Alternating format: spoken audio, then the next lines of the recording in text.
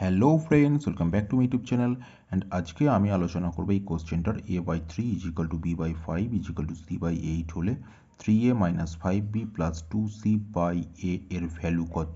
ওকে, so a/3 = b/5 = c/8 আমরা যদি k consider করে নিই, সো আমরা পাবো a = 3k, b = 5k and c = 8k. So now আমরা এই ভ্যালুগুলোকে এই এক্সপ্রেশনটা পুট করব।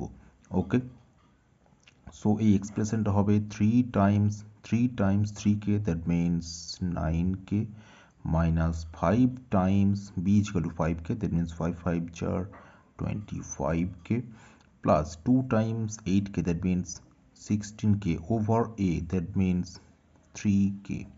Okay, so 16k and 9k, that means 25k, and this is minus 25k over 3k. Okay, so this will cancel, so 0 by 3k, that means the actual answer is 0.